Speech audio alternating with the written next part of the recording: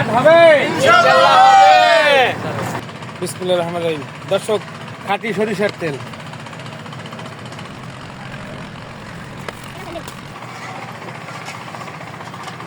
পেঁয়াজ কুচি,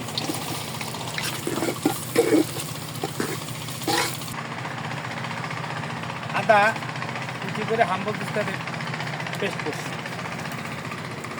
এরপরে রসুন পেস্ট করা,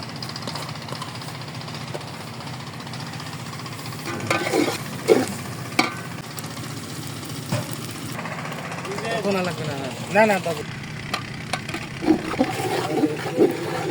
মরিচ পাখি মানে মরিচের গুঁড়া,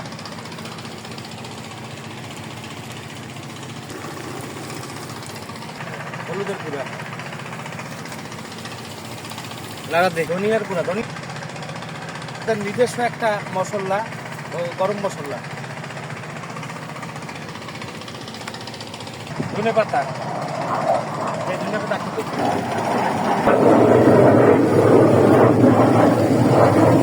টমেটো কুচি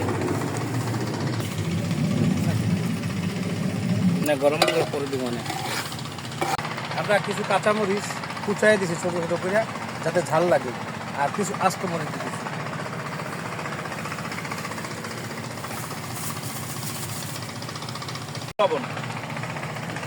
আশা করি ইনশাল্লাহ আল্লাহ যদি খাওয়ায় সেই স্বাদ হবে। এবার সম্পূর্ণ দেশীয় উপায়, অরিজিনাল দেশের খাবার, নারকেল।